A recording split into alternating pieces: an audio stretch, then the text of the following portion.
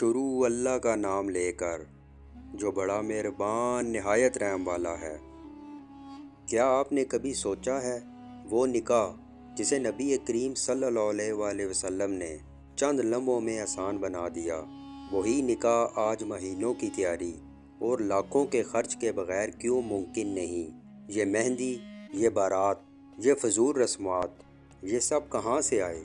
کیا یہ اسلام کا حصہ ہے یا کسی اور کہانی کا اثر؟ آج ہم صرف شادی کی بات نہیں کریں گے، ہم اس سچ کا پردہ اٹھائیں گے جو صدیوں میں ہمارے معاشرے میں داخل ہوا۔ اسلام میں نکاح ایک سادہ اور بابرکت عبادت ہے۔ قرآن کریم میں آتا ہے اور اس کی نشانیوں میں سے ہے کہ اس نے تمہارے لیے تمہاری ہی جنس سے بیویاں پیدا کی تاکہ تم ان سے سکون حاصل کرو۔ یہ سکون، یہ محبت، یہی نکاح کا مقصد ہے۔ لیکن آج یہی نکاح ایک مالی بوجھ، ایک سماجی مقابلہ اور ایک دکھاوے کا میدان بن چکا ہے۔ سوال یہ ہے، یہ تبدیلی آئی کیسے؟ مدینہ، ایک سادہ مگر نورانی معاشرہ۔ نبی کریم صلی اللہ علیہ وآلہ وسلم نے نکاح کو انتہائی آسان رکھا۔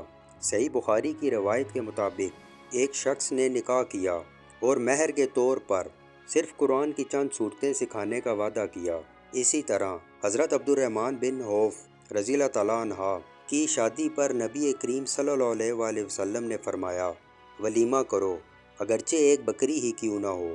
یہی تھا اسلامی نکاح، نہ کوئی بوجھ، نہ کوئی رسم، صرف برکت۔ اب آتے ہیں اصل سوال کی طرف، یہ مہنگی رسومات کہاں سے آئی؟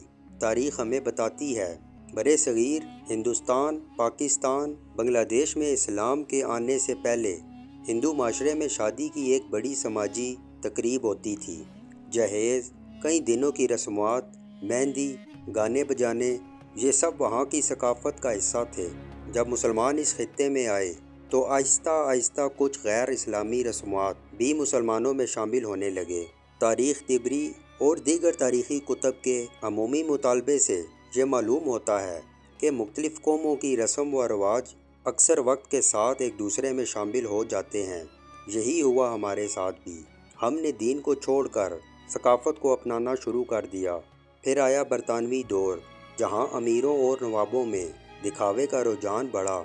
بڑی بڑی دعوتیں، شاہانہ لباس اور شادی ایک اسٹیٹس سمبل بن گئی۔ یہ کلچر آہستہ آہستہ عام عوام میں بھی پھیل گیا۔ اب شادی صرف نکاح نہیں رہی، بلکہ لوگ کیا کہیں گے کا مسئلہ بن گئی۔ اور آج سوشل میڈیا نے اس آگ پر تیل ڈال دیا ہے۔ ہر کوئی جانتا ہے اس کی شادی سب سے خوبصورت ہو، سب سے مہنگی ہو، سب سے زیادہ لائکس لے۔ لیکن اس دوڑ میں برکت کہیں کھو گئی ہے۔ اسلام نے کبھی یہ سب نہیں سکھایا۔ نبی صلی اللہ علیہ وآلہ وسلم نے فرمایا، سب سے بابرکت نکاح وہ ہے جس میں سب سے کم خرچ ہو۔ اور ایک اور حدیث میں، جب تمہارے پاس کوئی ایسا شخص آئے جس کے دین اور اخلاق سے تم راضی ہو تو اس کا نکاح کر دو۔ یہ واضح پیغام ہے۔ اسلام آسانی چاہتا ہے، ہم نے مشکل بنا دی۔ آج ہزاروں لڑکیاں صرف جہیز نہ ہونے کی وجہ سے گھر بیٹھی ہیں۔ نوجوان لڑکے صرف مالی دباؤ کی وجہ سے نکاح سے دور ہیں۔ نتیجہ، حرام راستے آسان ہو رہے ہیں اور حلال مشکل۔ یہی وہ خطرہ ہے جس سے نبی کریم صلی اللہ علیہ وآلہ وسلم نے خبردار کیا تھا۔ سوچئے، اگر آج کوئی غریب مگر نیک نوجوان کسی کے گھر رشتہ لے کر جائے تو کیا اسے قبول کیا جائے گا یا اس سے پوچھا جائے گا، گھر کہاں ہے، گاڑی کون سی ہے، سیلری کتنی ہے؟ یہی وہ لمحہ ہے جہاں ہم سنت سے ہٹ چکے ہیں۔ ہم نے نکاح کو عبادت سے نکال کر ایک دنیاوی نمائش بنا دیا ہے۔ یہ رسومات، یہ خرچے، یہ سب اسلام کا حصہ نہیں، یہ تاریخ کا بوجھ ہے جو ہم نے خود اپنے کندھوں پر ڈال لیا ہے۔ اسلام ہمیں سکھاتا ہے، سادگی اپناؤ، آسانی پیدا کرو، دین کو ترجیح دو۔ اگر ہم واقعی چاہتے ہیں کہ ہمارا معاشرہ پاک ہو تو ہمیں نکاح کو دوبارہ آسان بنانا ہوگا۔